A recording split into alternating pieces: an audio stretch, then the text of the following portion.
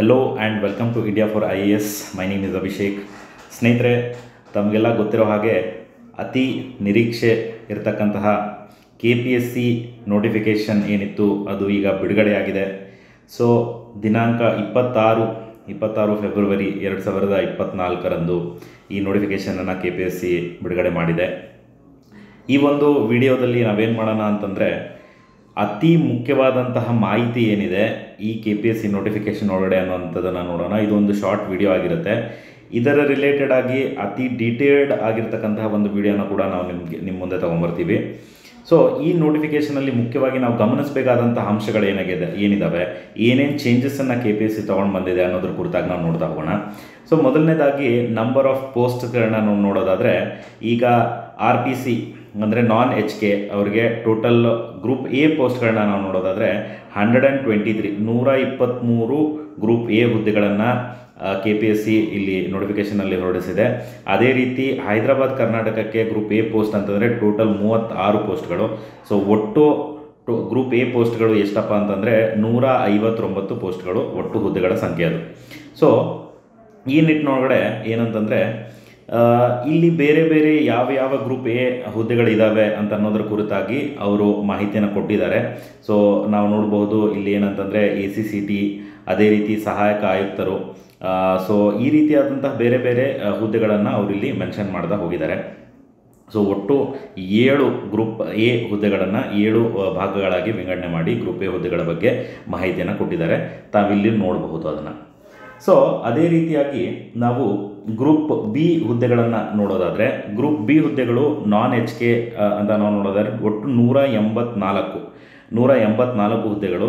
ಅದೇ ರೀತಿ HK ಅಂತ ನೋಡೋದಾದರೆ 41 ಹುದ್ದೆಗಳಿವೆ. ಸೊ ಒಟ್ಟಾರೆಯಾಗಿ ನಾವು ನೋಡೋದಾದರೆ ಗ್ರೂಪ್ B ಹುದ್ದೆಗಳು ಎಷ್ಟಿದ್ದಾವೆ ಒಟ್ಟು ಸಂಖ್ಯೆ ಅಂದರೆ 225 ಇದೆ.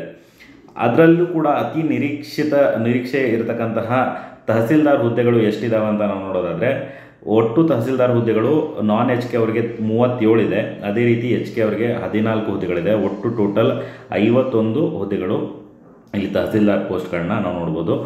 ಅತಿ ಹೆಚ್ಚು ಗ್ರೂಪ್ B ಪೋಸ್ಟ್ಗಳು ಯಾವುದಿದೆ ಅಂತಂದರೆ ಕಮರ್ಷಿಯಲ್ ಟ್ಯಾಕ್ಸ್ ಇನ್ಸ್ಪೆಕ್ಟರ್, ವಾಣಿಜ್ಯ ತೆರಿಗೆ ಅಧಿಕಾರಿ,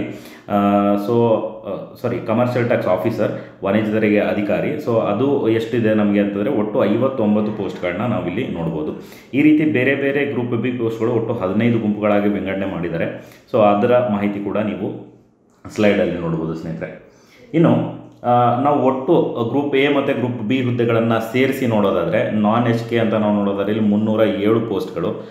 ಅದೇ ರೀತಿ HKಗೆ ಅಂತ ಸ್ಪೆಸಿಫಿಕ್ ಆಗಿ ನೋಡೋದಾದ್ರೆ 77 ಹುದ್ದೆಗಳು, 77 ಪೋಸ್ಟ್ಗಳು. ಇನ್ನು ಒಟ್ಟಾರೆಯಾಗಿ 384 ಆ್ಯಸ್ ಎಕ್ಸ್ಪೆಕ್ಟೆಡ್ ನಮಗೆ ಗೊತ್ತಿರೋ ಹಾಗೆ 384 ಪೋಸ್ಟ್ಗೆ ನೋಟಿಫಿಕೇಷನ್ ಆಗಿರುವಂಥದ್ದಿದೆ. ಸೊ ಇದರಲ್ಲಿ ತುಂಬ ಇಂಪಾರ್ಟೆಂಟ್ ಚೇಂಜಸ್ಗಳನ್ನ ಏನು ತೊಗೊಂಬಂದಿದ್ದಾರೆ ಅದ್ರ ಬಗ್ಗೆ ಒಂದು ನೋಡ್ತಾ ಹೋಗೋಣ. ಸೊ ಮೊದಲನೇದಾಗಿ ನಾವು ನೋಡೋದಾದರೆ, ಎಕ್ಸಾಮ್ ನೋಟಿಫಿಕೇಷನ್ ಆಗಿ ಅರ್ಜಿ ಸಲ್ಲಿಸಲು ಪ್ರಾರಂಭ ಯಾವಾಗ ಮಾಡ್ಬೋದು ನೀವು, ಯಾವಾಗ ಅಂತಂದರೆ 4ನೇ ತಾರೀಕು ಅಂತ ಕೊಟ್ಟಿದ್ದಾರೆ ಅವರು. ಸೊ 4th ಮಾರ್ಚಿಂದ ನಾವು ಏನು ಮಾಡ್ಬೋದು, ಅರ್ಜಿಯನ್ನು ಸಲ್ಲಿಸೋಕ್ಕೆ ಪ್ರಾರಂಭ ಮಾಡ್ಬೋದು. ಅದೇ ರೀತಿ ಅರ್ಜಿ ಸಲ್ಲಿಸಲಿಕ್ಕೆ ಕೊನೆ ದಿನಾಂಕ ಯಾವಾಗ ಕೊಟ್ಟಿದ್ದಾರೆ, ಏಪ್ರಿಲ್ 3. ಸೊ ಮಾರ್ಚ್ 4ನೇ ತಾರೀಕಿಂದ ಅರ್ಜಿ ಸಲ್ಲಿಸಲಿಕ್ಕೆ ಡೇಟ್ ಶುರು ಮಾಡ್ಕೋಬೋದು. ಅದೇ ರೀತಿ ಲಾಸ್ಟ್ ಡೇಟ್ ಕೊಟ್ಟಿರೋದವರು ಅರ್ಜಿ ಸಲ್ಲಿಸಲಿಕ್ಕೆ ಏಪ್ರಿಲ್ 3ನೇ ತಾರೀಕು ಅವ್ರು ಕೊಟ್ಟಿದ್ದಾರೆ.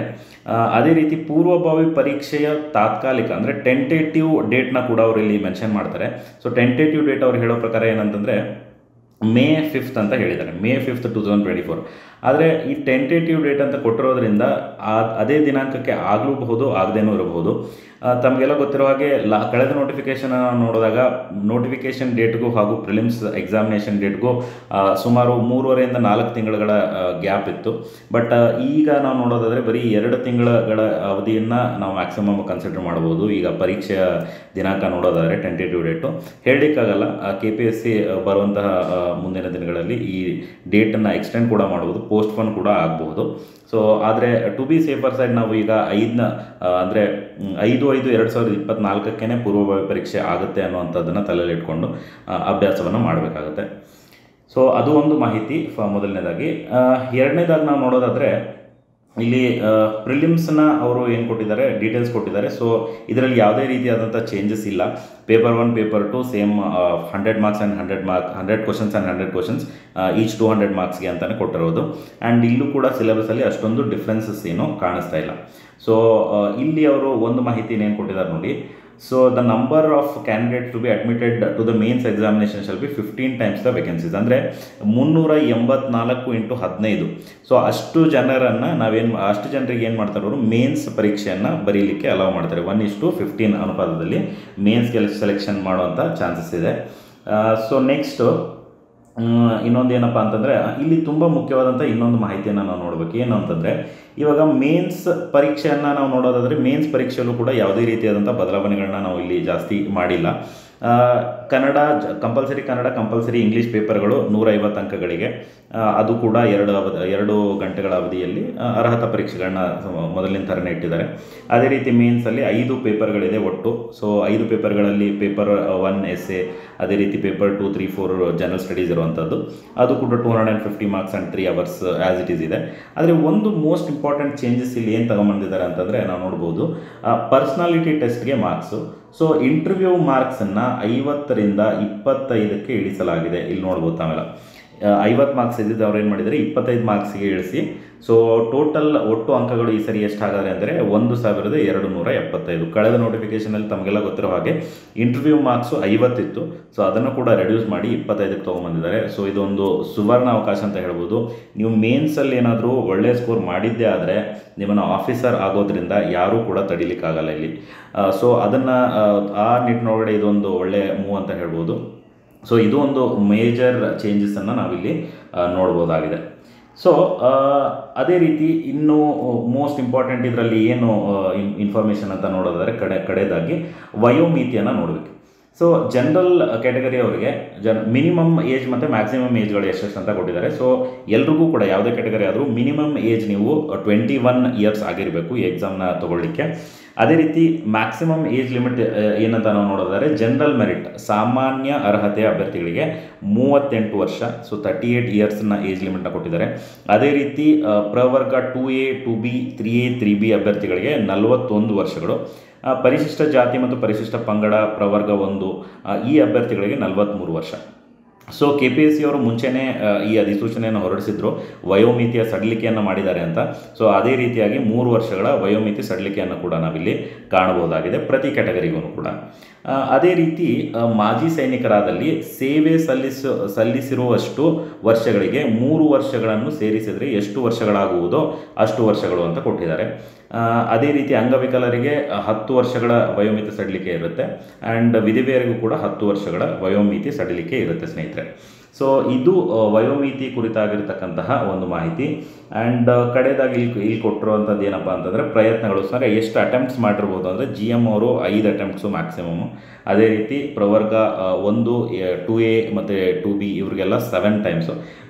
ಪರಿಶಿಷ್ಟ ಜಾತಿ ಮತ್ತು ಪರಿಶಿಷ್ಟ ಪಂಗಡಕ್ಕೆ ಸೇರಿರ್ತಕ್ಕಂಥ ಅಭ್ಯರ್ಥಿಗಳಿಗೆ ಯಾವುದೇ ರೀತಿಯಾದಂಥ ಪ್ರಯತ್ನಗಳಲ್ಲಿ ಮಿತಿ ಇರುವುದಿಲ್ಲ.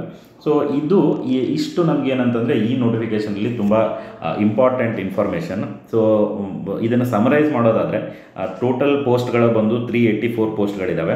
ಅದೇ ರೀತಿ ಟೆಂಟೇಟಿವ್ ಎಕ್ಸಾಮ್ ಡೇಟ್ ಯಾವಾಗ ಅಂತಂದರೆ 5/5/2024. ಸೊ ಅರ್ಜಿ ಪ್ರಾರಂಭ ಆಗೋದು ಯಾವಾಗ ಹಾಕಲಿಕ್ಕೆ ಅಂತಂದರೆ ಮಾರ್ಚ್ 3ನೇ ತಾರೀಕಿಂದ ಅರ್ಜಿ ಹಾಕಲಿಕ್ಕೆ ಪ್ರಾರಂಭ ಆಗುತ್ತೆ. ಏಪ್ರಿಲ್ 4ನೇ ತಾರೀಕು ಪ್ರಾಬಬ್ಲಿ. ಸೊ ಅದು ಅರ್ಜಿ ಹಾಕಲಿಕ್ಕೆ ಕೊನೆಯ ದಿನ ಆಗಿರುತ್ತೆ. ನಾನು ಆಗಲೇ ಹೇಳ್ದಂಗೆ ಪ್ರಿಲಿಮ್ಸ್ ಎಕ್ಸಾಮ್ ಡೇಟ್ ಅವ್ರು ಹೇಳಿರೋವಂಥದ್ದು ಟೆಂಟೇಟಿವ್ ಡೇಟ್ ಅದು. ಸೊ ಇನ್ನೂ ಕನ್ಫರ್ಮ್ ಇಲ್ಲ ಆವತ್ತೇ ಆಗುತ್ತಾ ಅಥವಾ ಮುಂದೆ ಹೋಗ್ಬೋದಾ ಅಂತ, ಅದು ಒಂದು. ಆ್ಯಂಡ್ ಇನ್ನೂ ಮೋಸ್ಟ್ ಇಂಪಾರ್ಟೆಂಟ್ ಇನ್ಫಾರ್ಮೇಷನ್ ಅಂದರೆ ಇಂಟರ್ವ್ಯೂ ಮಾರ್ಕ್ಸನ್ನು ಅವರು 50ರಿಂದ 25ಕ್ಕೆ ಇಳಿಸಿದ್ದಾರೆ. ಸೊ ಅದು ಒಂದು ಒಳ್ಳೆಯ ಸುದ್ದಿ. ಆ್ಯಂಡ್ ಕಡೆಯದಾಗಿ ವಯೋಮಿತಿ ಸಡಿಲಿಕೆಯನ್ನು ಕೂಡ ತಾವೆಲ್ಲ ನೋಡಿದ್ರಿ. ಸೊ ಇಷ್ಟು ಮೋಸ್ಟ್ ಇಂಪಾರ್ಟೆಂಟ್ ಇನ್ಫಾರ್ಮೇಷನ್ ಈ ನೋಟಿಫಿಕೇಷನಿಂದ ನಾವು ತೊಗೋಬೋದು. ನಾನು ಆಗಲೇ ಹೇಳ್ದಂಗೆ ಈ ನೋಟಿಫಿಕೇಷನ್ ಕುರಿತಾಗಿ ಒಂದು ಡೀಟೇಲ್ಡ್ ಆಗಿರತಕ್ಕಂಥ ಒಂದು ವಿಡಿಯೋನ ಆದಷ್ಟು ಬೇಗ ನಿಮ್ಮ ಮುಂದೆ ತೊಗೊಂಬರ್ತೀವಿ. ಸೊ ಅದೇ ರೀತಿಯಾಗಿ ಈ ನೋಟಿಫಿಕೇಷನ್ ದೃಷ್ಟಿಯಿಂದ ಇಂಡಿಯಾ ಫಾರ್ IAS ಕೂಡ ಬಹಳಷ್ಟು ಬೇರೆ ಬೇರೆ ಇನಿಷಿಯೇಟಿವ್ಸ್ಗಳನ್ನ ತೊಗೊಂಬರ್ತಾ ಇದ್ದೀವಿ. ತಮಗೆಲ್ಲ ಗೊತ್ತಿರೋ ಹಾಗೆ KS prelims test series already ಪ್ರಾರಂಭ ಆಗಿದೆ. ಅದೇ ರೀತಿ ಮೇನ್ಸ್ ಟೆಸ್ಟ್ ಸೀರೀಸ್ ಕೂಡ ಅತಿ ಶೀಘ್ರದಲ್ಲಿ ಪ್ರಾರಂಭ ಆಗುತ್ತೆ. ಆ್ಯಂಡ್ ಕ್ರ್ಯಾಶ್ ಕೋರ್ಸಸ್ಗಳನ್ನ ಪ್ಲ್ಯಾನ್ ಮಾಡ್ತಾ ಇದ್ದೀವಿ. ಪ್ರಿಲಿಮ್ಸ್ ಕ್ರ್ಯಾಶ್ ಕೋರ್ಸ್, ಅದಕ್ಕೆ ಪ್ರಿಲಿಮ್ಸ್ ಕ್ರ್ಯಾಶ್ ಕೋರ್ಸನ್ನು ಕೂಡ ಅತಿ ಬೇಗನೆ ನಾವು ಲಾಂಚ್ ಮಾಡುವಂತಹ ಒಂದು ಪ್ರಯತ್ನ ಮಾಡ್ತಾ ಇದ್ದೀವಿ. ಸೊ ಈ ಎಲ್ಲ ನಿಮ್ಮ ಪ್ರಯತ್ನಕ್ಕೆ ನಮ್ಮ ಬೆಂಬಲ ಸದಾ ಇದ್ದೇ ಇರುತ್ತೆ. ಈ ಎಲ್ಲ ಇನಿಷಿಯೇಟಿವ್ಸ್ಗಳ ಭಾಗವಾಗಿ ನೀವು KS ಆಫೀಸರ್ ಆಗುವಂಥ ನಿಮ್ಮ ಕನಸನ್ನು ನನಸು ಮಾಡಿಕೊಡಿ. Thank you.